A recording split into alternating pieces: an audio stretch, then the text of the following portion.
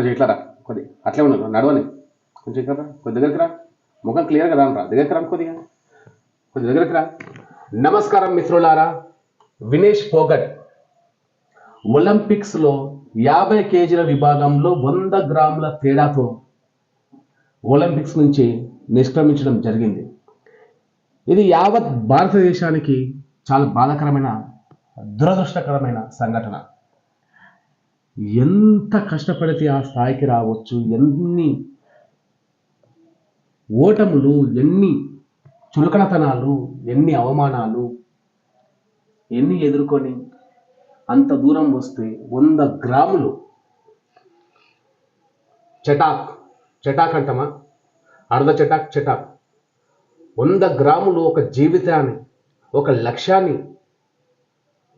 నిర్దేశిస్తాయంటే ఎంత బాధాకరమైన విషయం.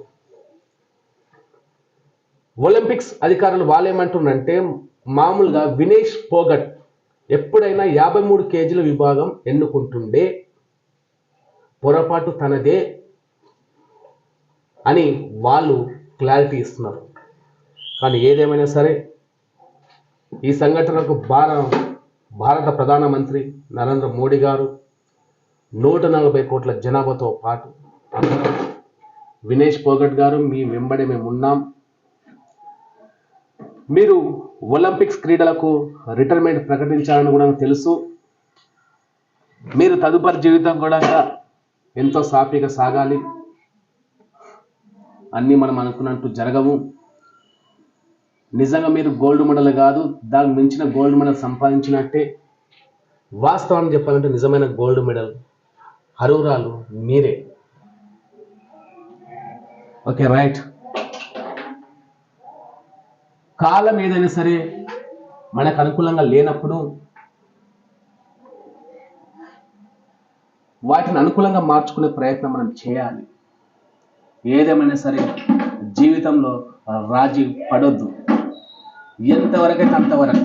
కింద పడ్డావా లేవు, కింద పడ్డావా మళ్ళీ లేవు, మళ్ళీ పడ్డా అరే అరే ఆగ్రా ఆడబెట్టు, అక్కడ పెట్టు. కింద పడ్డావా మళ్ళీ పడ్డావా మళ్ళీ లేవు, కుదురుకో. నీ అబ్బాయి ఇక్కడి ఏదైనా సరే నువ్వు అనుకున్న లక్ష్యాన్ని బట్టి విక్రమార్కుడిలాగా నెరవేర్చుకోవాలి. అరే ఆగ్రా కోసేపు మాట్లాడుతున్నాగా మాట్లాడుకో. ఏదేమైనా సరే బట్టి విక్రమార్కుడిలాగా నువ్వు అనుకున్న లక్ష్యాల వైపు మనం ప్రయాణించాలి. మనం చేసేది 100% న్యాయబద్ధంగా మనం పోరాడాలి. దాని ప్రతిఫలం అనేది భగవంతుని నిర్ణయం. దాన్ని మనం ఏం బాధపడవద్దు.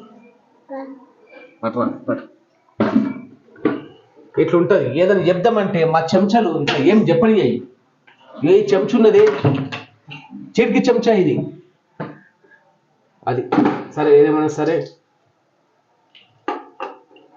భారతదేశం అందరి తరపున ఒక భారత పౌరుడిగా నిజంగా మిమ్మల్ని నేను అభినందిస్తున్నాను. ధన్యవాదాలు.